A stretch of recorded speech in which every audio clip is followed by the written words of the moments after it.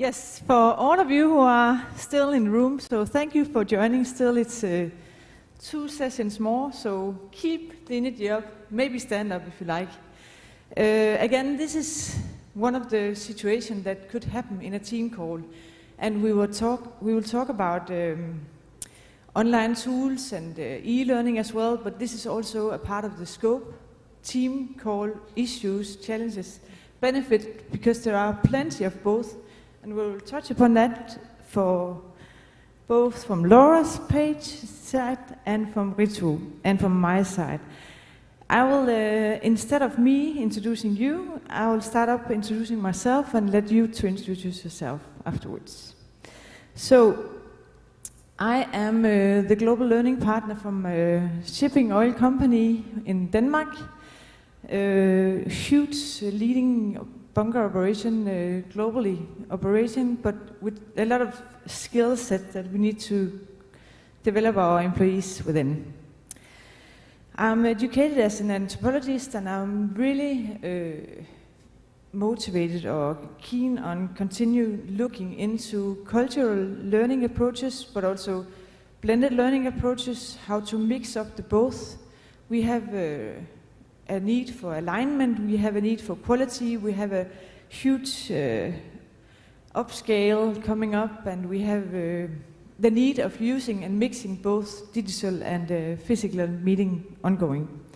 So that's my main role, to ensure that we have a healthy learning culture where we include the tools in the right place, include the instructors internally as well, and we have had very good talks around learning approaches within that area as well. So, as I said today, it would mainly be about the challenges and benefit about online learning techniques. So, yes, I will hand it over to you, Laura. So if you could just introduce you. Okay. I'm Laura Baxter, and I've got, as you all know from previous meeting, I've got 2 businesses. One is the Voice for Leadership, where I work with executives on their presence, on their voice, body language, etc., and on their leadership presence. And for that company of mine, I created my first online course in 2016 on true presence. So I've been working in the online course industry for some time now. My second business, that's Castle Mount Media, is a publishing company where we focus on leadership and communication in business, healthcare, and education. And we're in the process of launching our app, which will be released later this year, on which our authors can have courses, or have courses that accompany the books and other media that they create through the publishing company. And so this topic of online learning, especially what the future of it is something that we've been working on for some time, and it is the future of learning at all levels, So that's about me. Great, Laura. And again, I forgot to mention that we have touched upon many areas within K-12 educational point of view, and this is mainly about your point where you have continuous education, and then Ritu about university college, and from my point of view, the organizational learning approach. So, Ritu? Good afternoon, everyone. I'm Ritu Vashishtha. I've been an educationist since last 18 years. I've been associated with the competitive teaching, both in India as well as at the international level. And recently, I have got my startup in the name of Bio Online. I've been associated with an international NGO, Tolerantia Reach, where we work for the community services, and we are trying to educate even remotest of the children, which has now become the purpose of my life. And I'm also writing a book on NEET teaching, which is related to the medical entrance exams. And how this topic is related to me, because during COVID times and post-COVID, we all have been teaching virtually. Online classrooms are the integral part of our lives now. So whatever the difficulties and the implications we face during online teaching, so we'll be focusing on that. Thank you so much. Yes, and we will actually have the chance to slide, each of us, so maybe we should have that first technical thing to be Ready? And then on top of that, I will ask you a question, Laura. So what do you see of some of the main focus area within social and ethical implication when you talk about online learning approaches? So when we were talking about online learning in general, just to give you some ideas of the statistics, and that's a really important thing to understand as educators, is how this market has been growing. And one of the ways, or one of the indicators to determine how well or how much a market is growing is through how much revenue it's producing, be it in my case with the continuing education, or with Ritu in universities, or with Varinka in business organizations.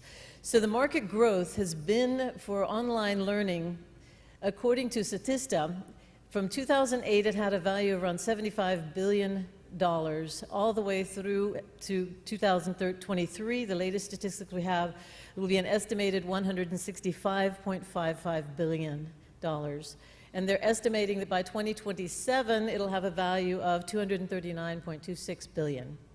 That's for the continuing education element of online learning. But if you take all of the so-called MOOCs are massive open online courses. If you take the value of all of those, according to Studduco, that's a Dutch company that has done a lot of research also on online education. The 2021 value is actually already $315 billion, and it's going up to at least $400 billion by 2026. So everything that we're talking about on the stage today will by 2026 have a value of around $400 billion, and it's not nothing. I wanted to share these numbers with you to show that we're talking about an area that is growing, not quite exponentially, but is growing massively. A few more statistics about online education. The whole concept of online education actually started in 1989. It's not something that's that new to us in that sense.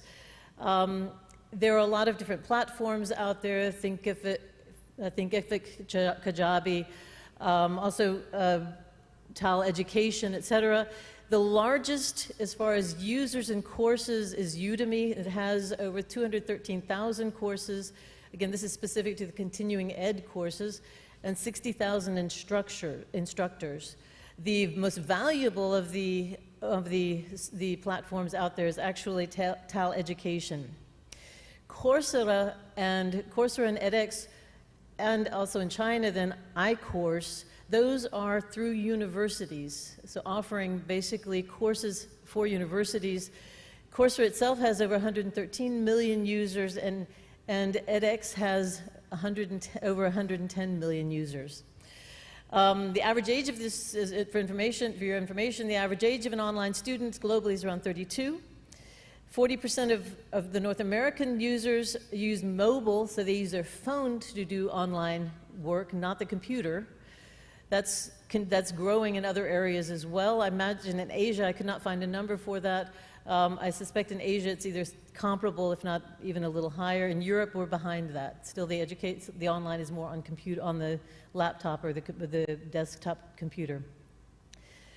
Denmark has the best conditions, the best e-learning conditions in the world, and these were statistics that were done to see what countries make e-learning most accessible. We're talking about internet access, the cost of internet access. We're talking about the speed, obviously, of the internet connection, everything involved in both the accessibility as well as the cost. So Denmark is the most accessible.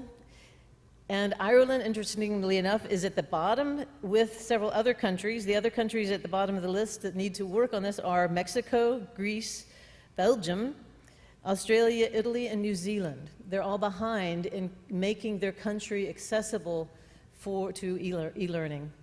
And it's expected the global online education for continuing ed will be worth around $239 billion by 27, and that the entire MOOC around 400,000, or more than that, 400 billion by 2026. So, and there will be approximately by 2027, 1 billion online students, which is massive. When we're looking just at continuing education, the advantages of it, and I think these are very clear to most of us here in the room, it expands the breadth of continuing education, and with, again, continuing education, I mean outside of the school system, not in the university, not in the schools, not K through 12, and not in the businesses themselves. There's two things I wanted to mention about businesses, though, back with the statistics. Globally, corporate e-learning, the e-learning market is predicted to grow more than almost $38 billion from 2020 to 2025. And IBM said that they estimated that they have saved over $200 million after adopting online e-learning concepts or systems. And Cisco reported training costs were cut for them by between 40 and 60%, and they saw improvement in their employee performance just through adding e-learning to their system. So back to the continuing ed. This extends the breadth of continuing education considerably. Not only you can take courses not only in skills you may need for your work, but you can take courses in music and art, in all kinds of things, just to be able to grow individually. You can learn anywhere at any time, and it offers a much, much larger audience for trainers. Traditionally, a trainer or a coach has an audience that's either local or the audience that they can reach within a corporation or their area of expertise. This offers really an international audience for them, and it saves travel and venue costs. And we were asked to really look at the social and ethical implications of the online learning. From the social implications, online learning levels the playing field. It levels the playing field both for the participants as well as for the trainers. The participants, anyone, anywhere, as long as they have internet connection, can take a course. The trainers now have an international audience that they have access to through online learning. It also makes improving our skill sets much easier than ever before in history. It allows participants also to try out different areas of interest to see, and we've talked about that several times today, to see if they like it, to see if that's actually what they, if this area or that area would be of interest to them. It's much more individual, and it's a much more individual and private learning. You do it for yourself. You may or may not have an instructor the entire time there, but it's something that you can do on your own time and do what you feel like you need for your skill set. And it creates community. And one thing that was mentioned in the panel before about simulators, the other advantage that's fascinating with online learning is you can put your audience in the situation that they're learning about so that they can try things out as well. The ethical implications, though, they're not to be overlooked. In the continuing ed world, the quality of the courses offered is not guaranteed. You don't know that the trainer actually has the qualifications that they need to be able to give this course. And that's something where it can be argued, do we need regulation for that, or will the market regulate it? That's one of the discussions you can have in life about the continuing ed online learning. It unfortunately enables charlatans, people who know nothing about their field, to create a course. And there are copyright infringements that can happen where they steal a course from someone else. And then the content itself is not necessarily from the trainer. You've got platforms like PLR that sell content for trainers. And the last but not least, the personal connections from the in-person trainings, they're not as strong as when you are in person. Yes, online. Exactly. Thank you, Laura. And it's really good to have some numbers as well to get the view and get the amount and get the price and business case within online learning as well as a side effect on this one. So there is no doubt, everybody, maybe could any of you raise your hand and show me who have done a generic course where you really forgot or at least didn't know how to put it in your context, who have tried to have an online course of a generic topic where you couldn't remember half of it when you were done? Yeah, I think it's definitely back to critical. I think that it's important that when you go in and use time or use your employees' time or student times, that they are critical on how to use the content in your context. Mm-hmm. That's the link that's very important into the value of content-wise. And another thing that I personally look for when I'm buying a course, and I have bought many over these years, as I suspect many of us have, is that I will have access to that course for several years, if not lifetime. Just because I know that I want to keep coming back to it. And that's one thing that online learning enables, is that we can actually review it again. We can watch that module again. Yeah. Yes. So, thank you, Laura. And Ritu, I would like to hear your point of view on the social aspect of online learning.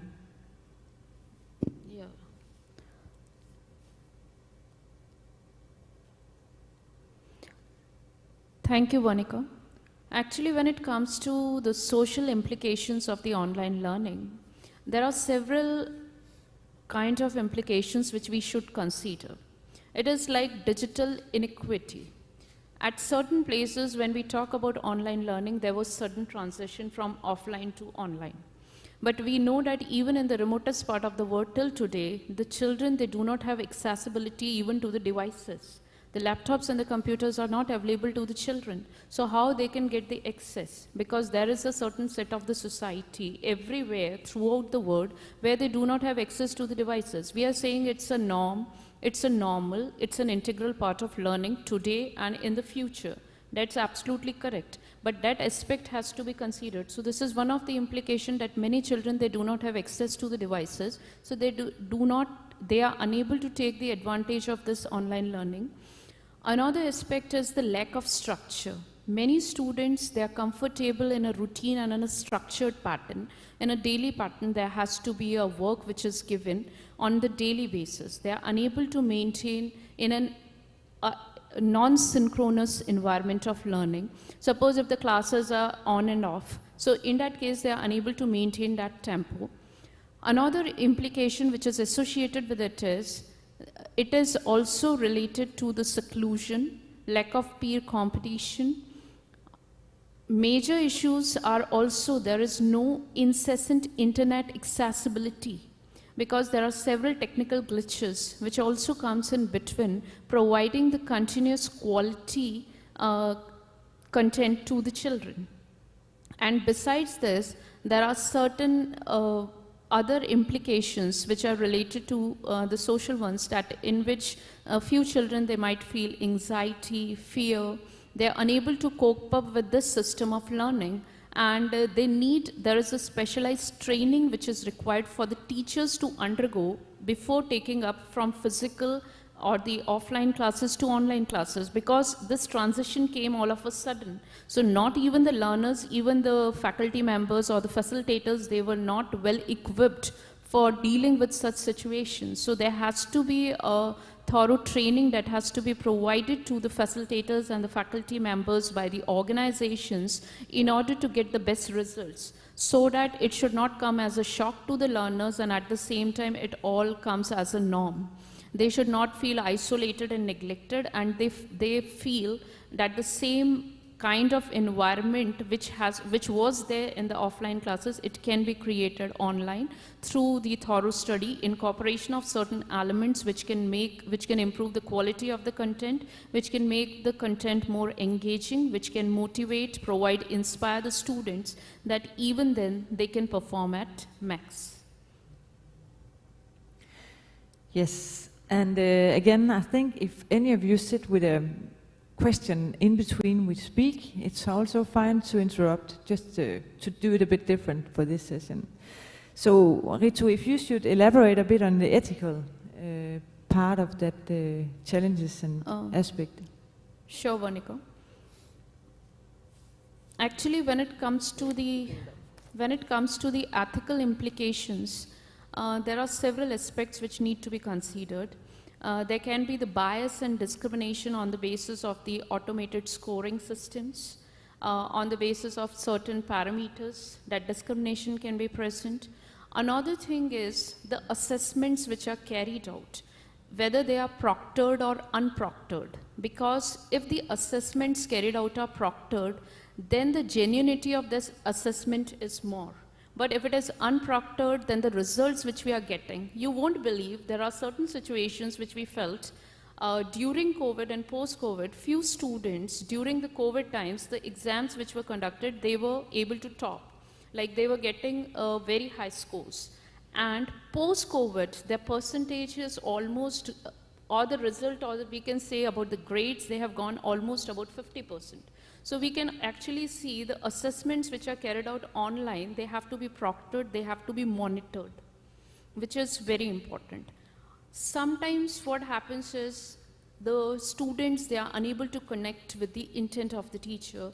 There is, there is a kind of problem in establishing the smooth connectivity with the students. They are unable to connect with the exact gist or the way the teacher is explaining the things. So that has to be maintained.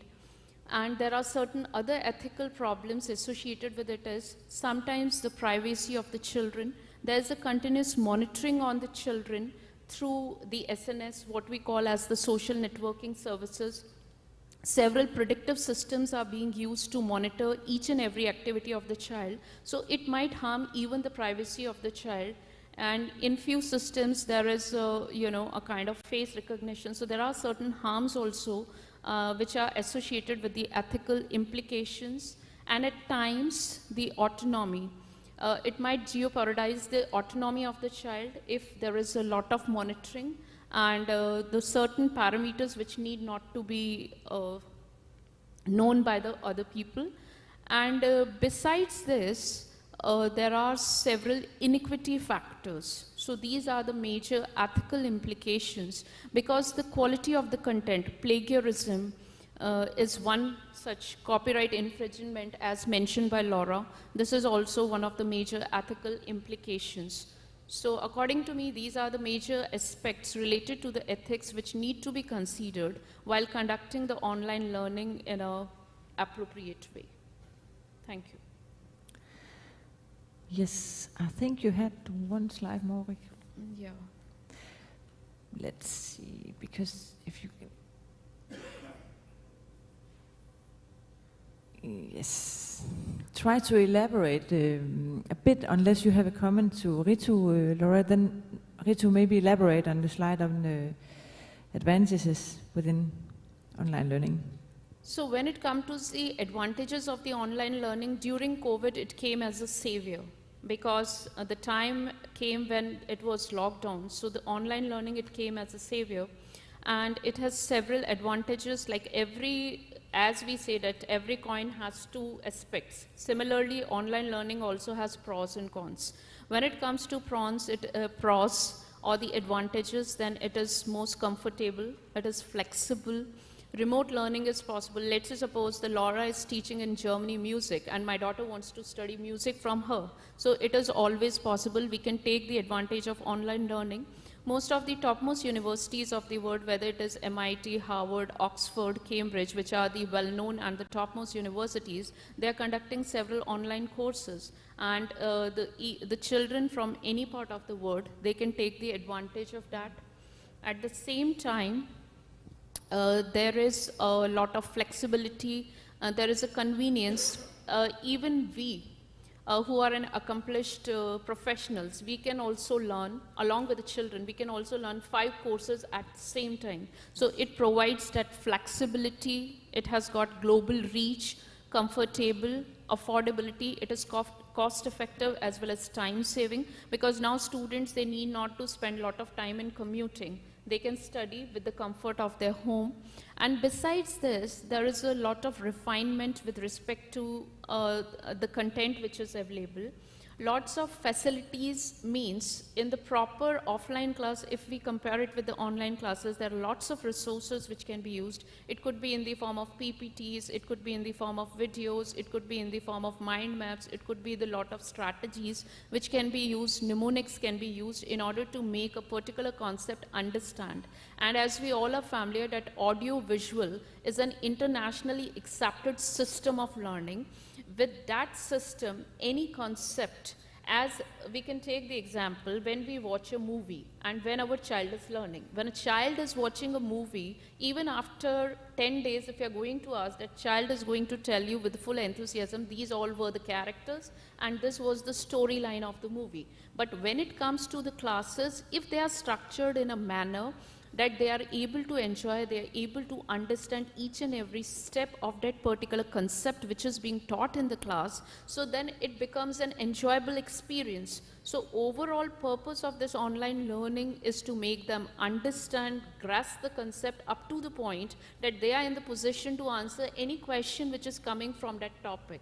And that is the thorough learning. That is what we call the thorough learning based on the concepts. It should not be rote, but it should be based on certain practical approach, pragmatic approach, so that the analytical thinking and the other skills which are required with respect to the pattern of the exam can be taken care of. Yes, and I think it was the first day somebody mentioned the theory blooms. I don't know if you know that, but it's again, it's really important to think about the outcome of the content that you will make or create or need, and look into the methodology that fits to the outcome for the material as such. So normally when we think about online learning development, from organizational point of view at least, we always keep the below part of the blooms, the first 3 steps as max, because you cannot reach the higher level of blooms within online learning alone. So let's continue on your last slide, Ritu, about the it benefits. is also, there are certain, as I told you, that there are pros as well as the cons of online learning. So when it comes to the cons, again, there is a problem with respect to establishing connectivity. I would say being an online mentor, I would say it requires a lot of efforts.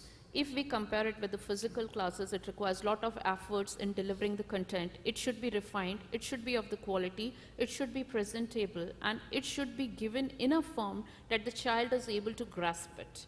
Otherwise, there are major problems, lack of interest, lack of motivation, peer connection is missing. Then they start missing that kind of competition and the environment which they used to have in the physical classes. So that is one of the challenge.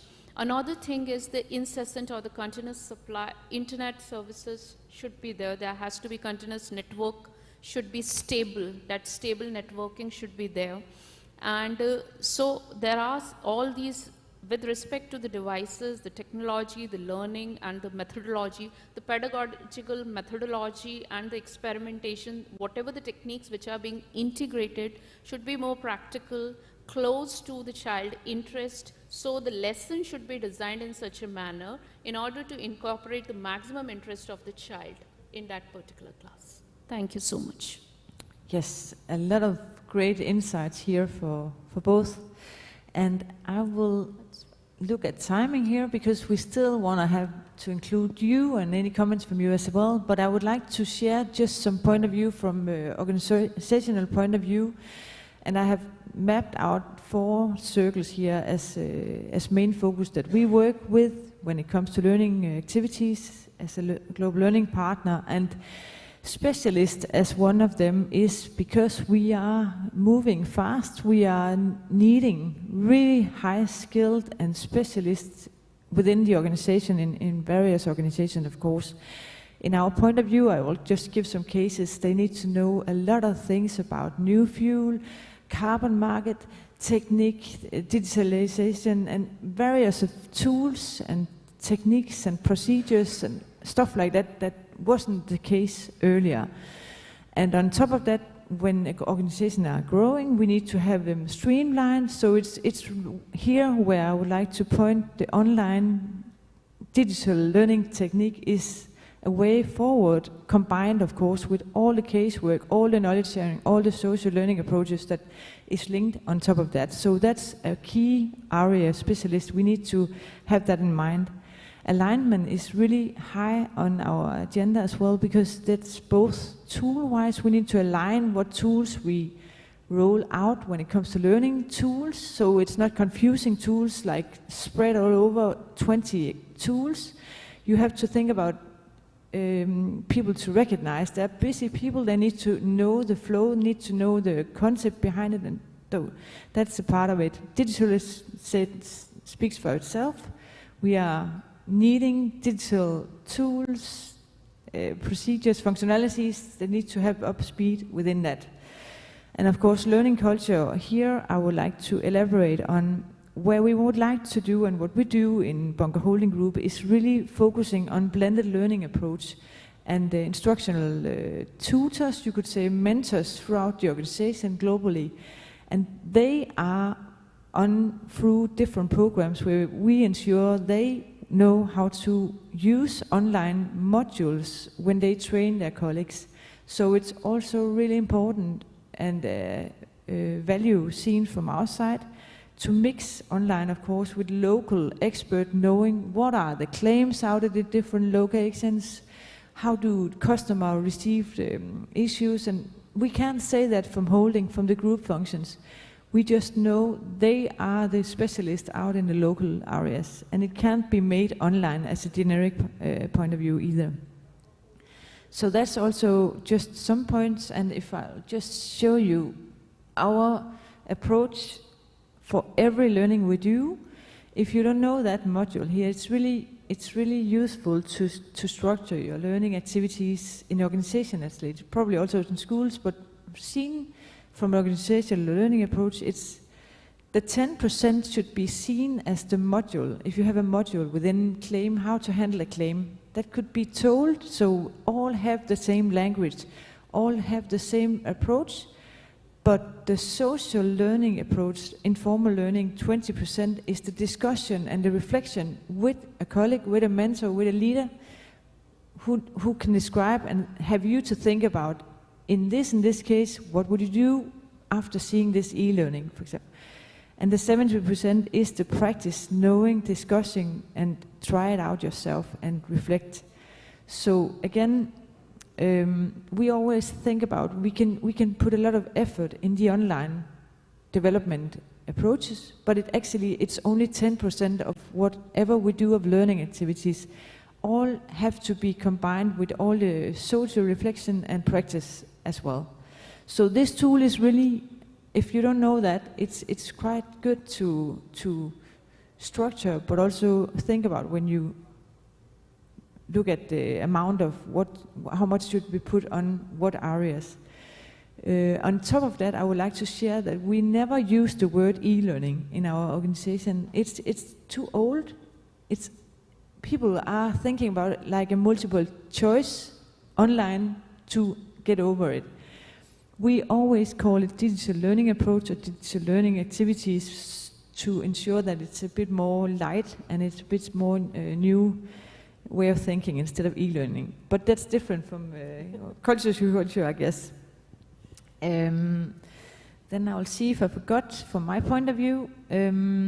Yes, I think again a good example about we have talked about how to have leaders on board, how to have people to spend all the time that we also use within learning. We include management team quite early, both in the implementation phase, but also ensuring that if we roll out activities within online, we ensure that management knows what's in there, take the course, discuss it, because if they need to discuss it with their employees afterwards, it doesn't help if it's just a matter of reporting how many attended the compliance.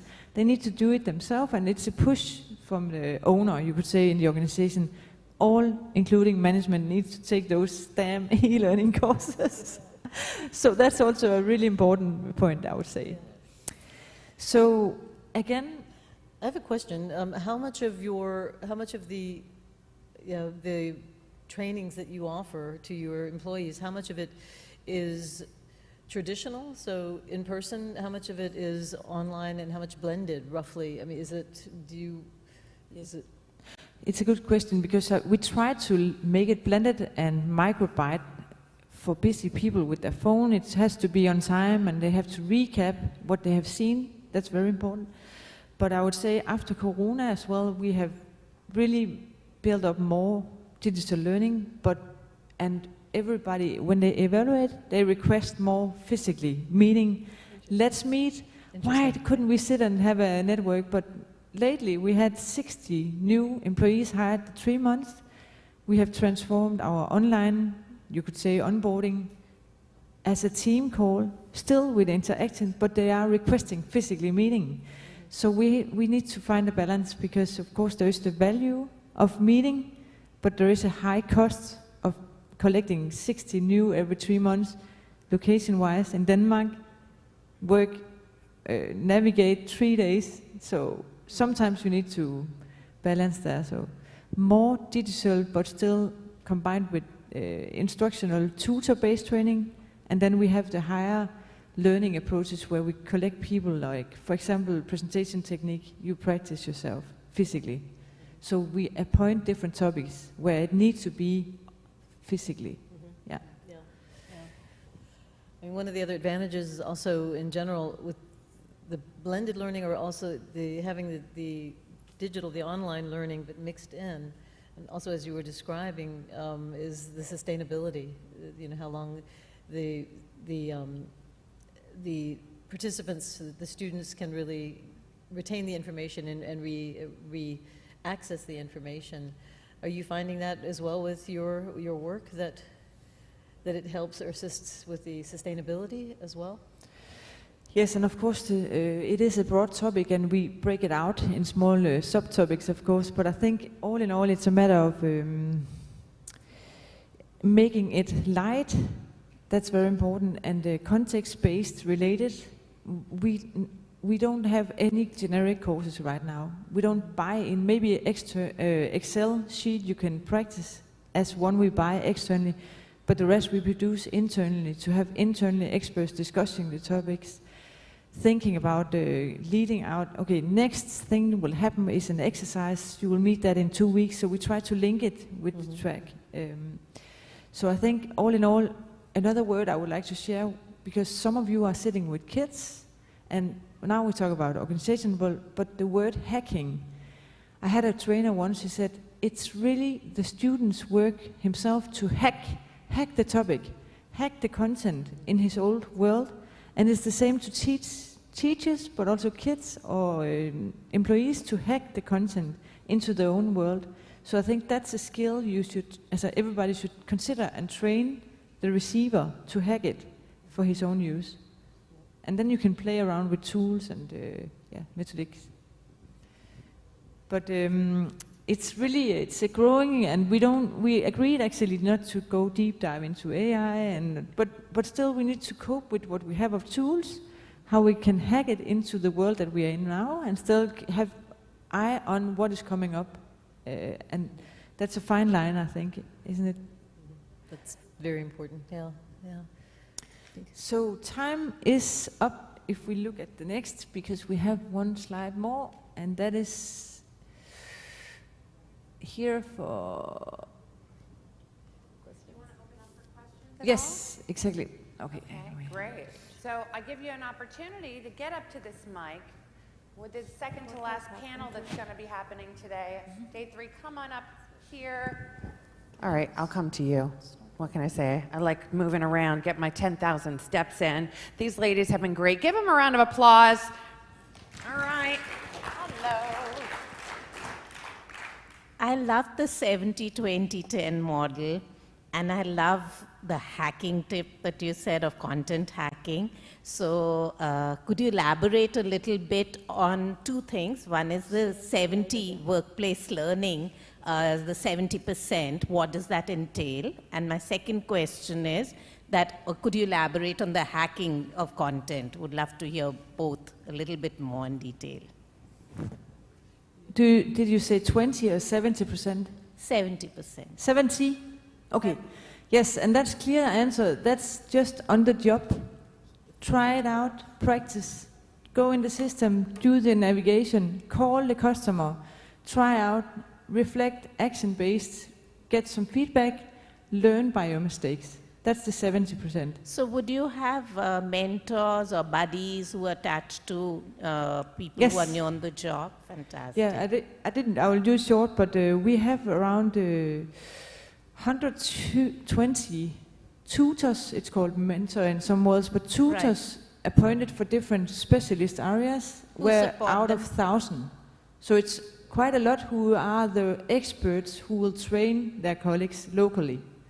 And they are, of course, certificated, trainer and know the approach and need to keep updated. So we use them both ways to get insights, but also teach going forward.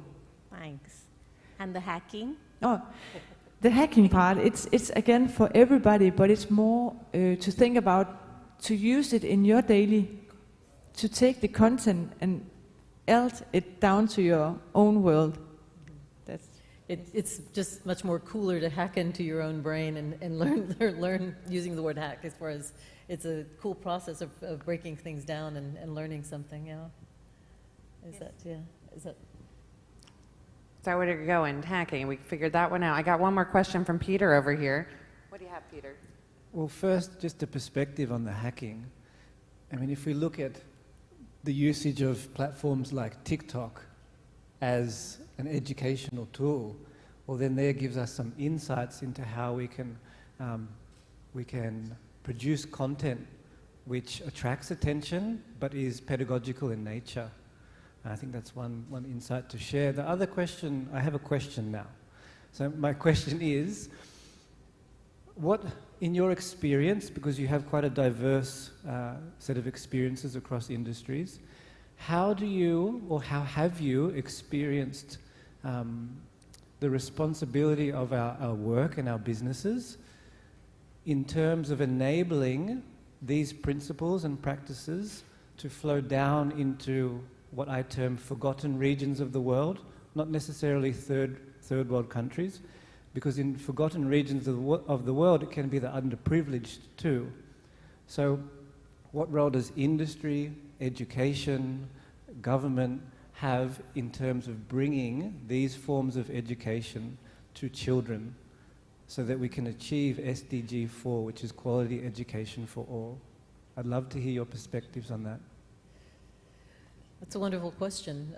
I personally think we have a huge role, government and all of us as educators, and that's really the role of platforms like edX, so edX and Coursera, if you're talking about the university level, offering free courses, university level, to develop further skills or learn new skills, and then you can also pay for a certification, but that's not a necessary thing. And the other is, one thing I personally do is with our platforms, especially with the new app, we're making sure that there are a number of courses that are absolutely free that will help people further their abilities in every way. And I think that's certainly in the continuing education sphere, I think that it's to the advantage of trainers to offer such things, to offer a free introduction, to their work, so that people can see, what's involved, what can I learn in this area, to see if they want to go further. Yeah. Perfect. Well, give them a round of applause. This panel's been great. Keeps going. Thank you, ladies, so much. I invite you to stand on the front of the stage so we can get a picture of the three of you together.